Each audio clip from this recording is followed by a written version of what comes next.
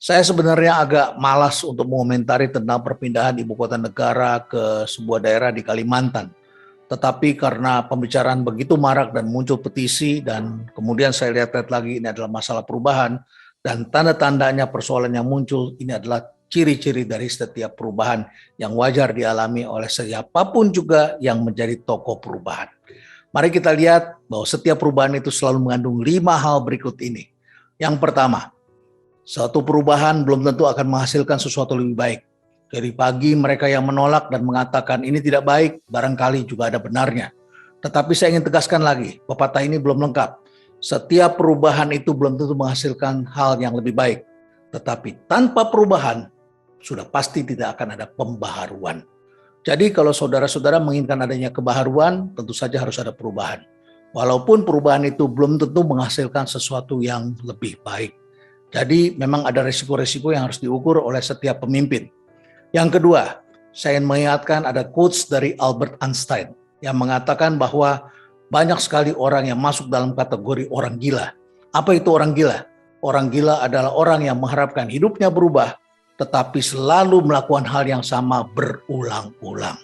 Jadi hendaknya kita jangan berpikir seperti orang gila. Menginginkan terjadinya kebaharuan, ingin hasilnya lebih baik, tetapi kita selalu melakukan hal yang sama berulang-ulang. Sudah wajar pemimpin yang hebat itu adalah pemimpin yang melakukan perubahan. Saya juga ingin menyampaikan kepada Anda, pemimpin perubahan ini bukan manajer biasa. Pemimpin perubahan adalah orang yang mengambil resiko, terutama adalah pada tahapan eksekusi.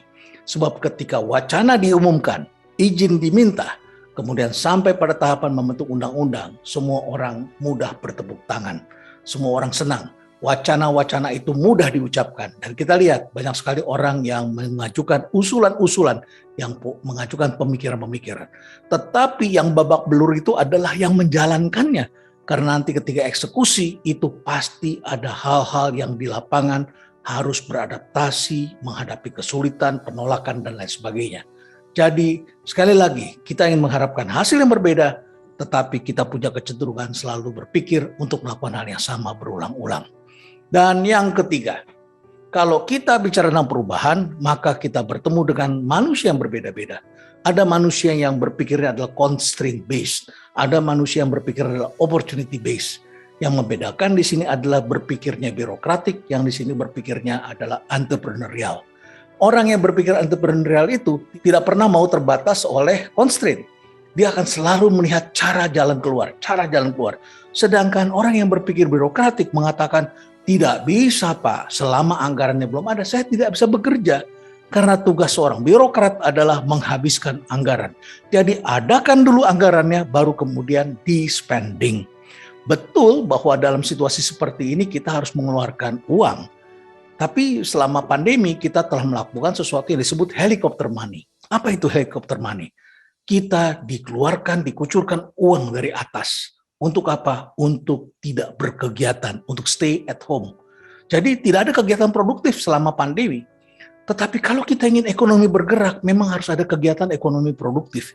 Itu sebabnya di berbagai negara para ekonom kemudian mengeluarkan budget yang cukup besar untuk kegiatan-kegiatan yang disebut sebagai kegiatan produktif di dalam masyarakat. Misalnya saja kegiatan padat karya. Tujuannya adalah agar banyak orang yang bekerja dan kemudian bisa meningkatkan pendapatan. Jadi tidak lagi helikopter money, tetapi adalah kegiatan ekonomi produktif. Saya agak heran kalau kita yang belajar ekonomi masih berpikir tidak perlu melakukan hal seperti itu. Dalam situasi seperti ini, memang kita harus tarik ulur. Kapan kita harus stay at home? Terutama di tengah-tengah ancaman Omikron yang demikian dahsyat ini. Dan kemudian pada waktunya kita harus memiliki kegiatan ekonomi produktif yang distimulasi oleh pemerintah. Jadi tidak mungkin kita menggunakan cara berpikir yang bersifat constraint based. Kita juga memerlukan cara berpikir yang disebut opportunity based. Bagaimana contohnya? Oh, banyak sekali. Kita bisa melihat di Asia ada beberapa tokoh yang melakukan pembangunan dengan pendekatan opportunity based. Salah satunya adalah Uncle Lee atau Lee Kuan Yew. Mendiang Lee Kuan Yew tentu saja mengalami banyak constraint ketika dia mulai pembangunannya di Singapura pada tahun 1960-an. Apa yang terjadi?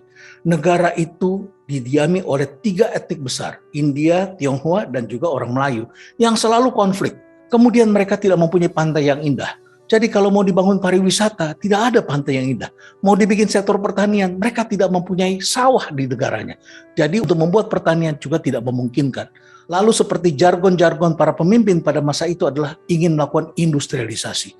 Diundanglah investor untuk membangun investasi atau pabrik-pabrik besar di Singapura. Begitu investor datang, hanya dalam hitungan hari, mereka sudah memutuskan tidak mungkin membangun pabrik besar di Singapura. Why? Karena marketnya sangat kecil. Apalagi kemudian mereka konflik dengan Malaysia. Semakin kecil, mereka tidak bisa memproduksi di Singapura dan memasarkannya ke Malaysia. Jadi, serba constraint, serba terbatas. Dan kalau hari ini bertemu dengan orang-orang yang constraint based, mustahil Singapura bisa berkembang seperti hari ini. Jadi, kalau pada saat itu Lee Kuan Yew dibatasi oleh orang-orang yang constraint based, maka mustahil kita bisa menyaksikan Singapura yang hebat seperti hari ini. Apa yang dilakukan oleh Uncle Lee? Dia merubah strateginya dan dia kemudian melihat investor datang ke Malaysia, investor datang ke Indonesia karena marketnya cukup besar. Kemudian Uncle Lee berpikir bagaimana agar orang-orang ini mau tinggal atau mau menginap. Syaratnya adalah harus memiliki lingkungan yang bersih, aman, tidak ada konflik, dan kemudian mereka bisa mendatangkan orang karena tempatnya ini sehat. Maka kemudian kampanye mulai dilakukan. Para investor, para pekerja, para profesional yang disayang oleh perusahaan-perusahaan besar itu diizinkan untuk tinggal di Singapura oleh pemilik perusahaan. Mereka bekerja di Indonesia pada akhir pekan atau keluarganya tinggal di Singapura. Why? Karena udaranya bersih, airnya lebih bersih, dan tentu saja karena negaranya aman. Sementara 3 hal ini diabaikan di negara-negara di sekitarnya. Jadi Lee Kuan Yew adalah contoh pemimpin yang berpikir di luar dari kebiasaan, tidak constraint based. Kemudian kita juga melihat tokoh lainnya. Ini ada di Korea Selatan. Namanya Mendiang Park Chung-hee. Seorang tentara yang kemudian memimpin dengan tangan besi. Tapi akhirnya ia juga mati ditembak. Seperti itulah tokoh-tokoh perubahan. Selalu menghadapi dilema-dilema dan juga perlawanan-perlawanan. Tapi Park Chung-hee melakukan atau meletakkan dasar yang sangat penting bagi Korea Selatan. Ia melakukan gerakan yang dikenal sebagai Semaul Undong. Yang dilakukan adalah membagikan setiap desa dengan 1 sak semen. Bukan 1 miliar rupiah seperti yang dilakukan di Indonesia. Jadi kita memiliki banyak kemewahan saat ini di sini. Dengan modal 1 sak semen, kemudian desa-desa itu berpartisipasi. Dengan kerja keras, modalnya adalah sapu lidi, cangkul, kemudian mereka menambahkan semen di tengah-tengah constraint yang sangat besar, yaitu kemiskinan. Korea Selatan pada masa itu jauh lebih miskin dari Indonesia. Hasilnya kemudian bisa kita saksikan. Upaya yang dilakukan oleh Park diteruskan oleh para penggantinya. Mereka melanjutkan sampai hari ini kita melihat Korea Selatan menjadi pusat ekonomi kreatif di Asia. Dan kita lihat bahwa Korea ternyata menjadi magnet bagi dunia. Dan berbicara tentang kesiapan itu sama seperti kita yang akan menikah. Kalau kita harus punya rumah dulu, punya mobil dulu, dan punya banyak hal baru menikah, maka mungkin sampai sekarang kita akan menyaksikan pengantin kita di Indonesia ini rata-rata baru menikah di usia tua. Padahal untuk menikah itu rata-rata pasangan belum siap, tetapi mereka berani untuk melangkah ke depan. Karena ini adalah long term game, jangka panjang, bukan 2 kali 45 menit seperti main sepak bola. Dalam perjalanan panjang itu kita akan terus mempersiapkan diri, mengadakan ini dan itu.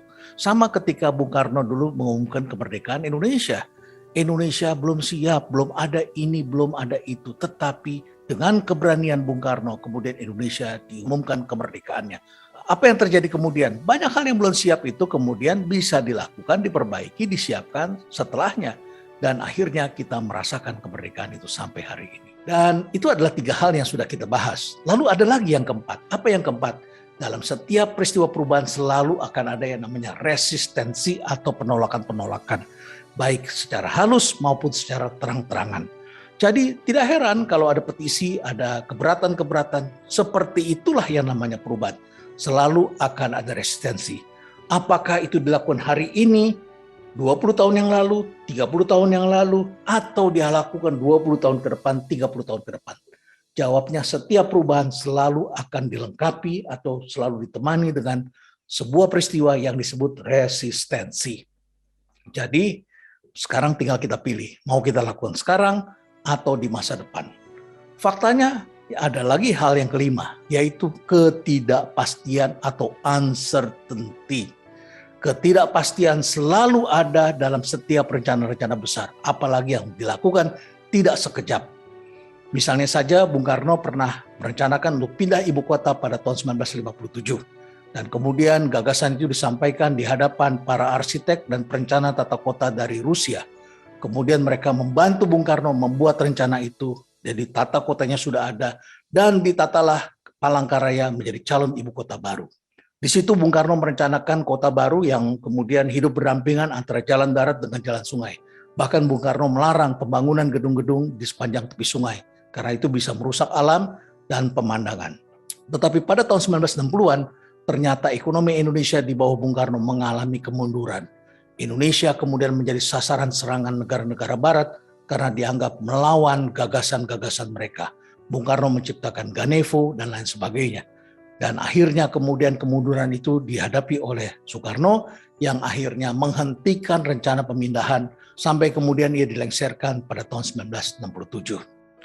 Gagasan untuk memindahkan ibu kota ternyata juga dilakukan oleh Soeharto. Kalau Bung Karno melihat bahwa ibu kota lungsuran dari penjajah itu sudah tidak tepat untuk digunakan, maka Soeharto melihatnya sebagai cara untuk keluar dari kemacetan lalu lintas. Ini disampaikan oleh putrinya yang juga menjadi pengusaha di bidang jalan tol pada saat itu. Di mana-mana sudah terjadi kemacetan, polusi yang begitu besar, dan akhirnya kemudian Pak Harto mengumumkan akan melakukan pemindahan ibu kota. Dan dipilihlah sebuah desa, yaitu Desa Cariu di Kecamatan Jonggol. Jadi Jonggol terletak tidak jauh dari Jakarta. Dan pengumuman itu diumumkan oleh Soeharto pada tahun 1997. Lagi-lagi Soeharto menghadapi ketidakpastian. Tidak disangka, ia kemudian mengundurkan diri pada tahun 1998. Hanya 1 tahun setelah ia mengumumkan rencana pemindahan ibu kota. Padahal sejumlah pengusaha, termasuk keluarganya, telah membeli tanah besar-besaran di daerah Jonggol. Dan kita sudah melihat pula bahwa pusat pelatihan Paskibra telah dilakukan di daerah Jonggol. Bahkan kirap remaja juga dilakukan di daerah Jonggol. Dan kemudian gagasan ini akhirnya dihentikan pada tahun 2008. Karena sejak saat itu ekonomi Indonesia mengalami porak-poranda setelah kita menghadapi krisis multidimensi yang dikenal dengan Krismon 1997-1998. Nah, apakah gagasan itu berhenti? Ternyata tidak. Ternyata kemudian Presiden Susilo Bambang Yudhoyono dikabarkan juga telah memberikan 3 opsi. Apakah tetap berada di Jakarta, pindah ke kota yang sama sekali baru, atau pindah ke kota yang sudah ada. Tapi SBY ternyata hanya berhenti pada opsi tersebut. Belum ada kajian yang lebih jauh lagi. Sampai kemudian pada tanggal 26 Agustus tahun 2019, akhirnya Presiden Joko Widodo yang pernah menjadi Gubernur DKI dan merasakan banjir, macet, polusi di ibu kota, bahkan kemudian tanah di ibu kota ini mengalami penurunan. Dikatakan pula bahwa ibu kota ini akan tenggelam. Dan kemudian ia mengambil jalan untuk memindahkan ibu kota ini dan dipilihlah tempat yaitu di wilayah Kabupaten Penajam Pasir Utara dan Kutai Kertanegara di Kalimantan Timur. Pilihan ini selain untuk menyelamatkan ibu kota yang baru, tentu saja untuk memindahkan magnet sehingga kemudian terjadi pemerataan ekonomi. Disampaikan oleh mantan Kepala Bappenas pada masa itu, Saudara Andrinov Caniago, bahwa rencana itu tentu saja perlu dilakukan karena upaya-upaya untuk menciptakan pemerataan ekonomi dengan menciptakan kawasan-kawasan industri baru seperti di Morotai, Biak, dan lain sebagainya, ternyata belum membuahkan hasil. Jadi kegiatan ini sangat panjang. Dan juga disampaikan pemindahan ibu kota ini tidak bisa dilakukan sekejap, bisa dilakukan 10 sampai 15 tahun. Jadi membutuhkan waktu yang panjang oleh para penerusnya. Dan oleh karena itulah maka rencana pemindahan ini perlu diturunkan dalam bentuk undang-undang dan rencana pembangunan jangka menengah nasional. Jadi tidak berhenti hanya pada gagasan, undang-undang, tetapi juga harus diturunkan dalam bentuk blueprint strategi. Jadi harus ada perencanaan yang mengantarkan kita untuk melakukan langkah-langkah selanjutnya. Pemindahan ibu kota sendiri dikabarkan telah menjadi rebutan bagi sejumlah provinsi. Ada yang mengatakan pernah ada wacana untuk membuat di Purwokerto. Kemudian juga ada yang menyebutkan Lampung. Bahkan ada sejumlah wartawan yang mengatakan, jangan hanya Lampung saja, tapi juga Palembang. Kemudian juga pernah ada disebut-sebut di daerah Karawang. Tetapi sekali lagi persoalan yang diajukan kenapa harus pindah selalu sama, yaitu macet dan sudah tidak lagi sesuai untuk kita hidup bersama seperti sekarang ini. Polusi begitu besar, ekonomi bisa lumpuh, kerugian ekonomi karena kemacetan lalu lintas begitu besar, ledakan penduduk, kemudian terjadi ketimpangan ekonomi karena luar Jawa juga harus dimakmurkan. Wacana ini kurang lebih tetap sama. Tetapi saya ingin mengingatkan pada Anda bahwa wacana-wacana ini tentu harus dituangkan dalam bentuk kajian, dan kemudian dari kajian itu diumumkan, kemudian Presiden meminta izin kepada rakyat Indonesia melalui parlemen, sampai kemudian membuat undang-undang dan baru disusun program. Oleh karena itu maka ini bukan sesuatu yang sifatnya jangka pendek, tetapi memerlukan waktu. Apakah ibu kota masih bisa menjadi tempat tinggal yang layak seperti yang pernah kita impikan? Banyak sekali lagu-lagu yang telah diciptakan oleh para musisi yang saya kira telah menginspirasi sejumlah tokoh untuk melakukan perubahan. Sempat terkenal lagu-lagu yang liriknya diciptakan oleh grup band Bimbo. Bimbo, dulu namanya Trio Bimbo yang kemudian dikenal sebagai Bimbo, ini telah menciptakan lagu-lagu yang selalu ada satirnya tentang ibu kota. Dan saya kira semua ini menyiratkan sesuatu yang perlu kita renungkan bersama. Salah satunya adalah balada Seorang Biduan yang bisa Anda download sendiri dan dengarkan. Liriknya Anda bisa baca di sini. Kemudian di samping itu juga balada Gadis Desa, dan semuanya sama-sama menyiratkan kehidupan yang pahit di ibu kota. Lalu juga ada lagu dangdut yang diciptakan oleh sang maestro Rhoma Irama, bercerita tentang kehidupan di Jakarta yang ternyata kita bisa tidak saling mengenal dengan tetangga. Ini adalah ungkapan para musisi yang gambarannya tentu saja sungguh menyesakan. Saya tidak berpretensi apa-apa karena saya juga warga ibu kota. Sejak kecil saya tinggal di Jakarta. Kalaupun sekarang sudah mulai di pinggiran-pinggiran Jakarta, saya tetap merasa sebagai warga dari ibu kota Jakarta. Dan saya sangat mengenal betul perkembangan kota ini. Saya dibesarkan, sekolah, bergaul, bekerja, semua di Jakarta. Oleh karena itu maka perlu kita pikirkan bahwa dalam setiap perubahan selalu ada resikonya, selalu ada resistensinya, dan selalu ada tantangannya. Persoalannya adalah apakah Anda tipe orang yang ingin menghindari tantangan ini atau Anda berani menghadapinya. Kalau Anda menang, kalau Anda benar, kalau Anda bisa menjalankan dengan baik, dan Tuhan berpihak kepada Anda, maka jadilah perpindahan itu. Apapun resistensi dan kesulitan yang dihadapi. Namun kalau Tuhan tidak berkehendak, maka ini pasti tidak akan jadi. Jadi perubahan belum tentu menjadikan sesuatu lebih baik. Tapi tanpa perubahan belum tentu ada pembaharuan. Stay relevant.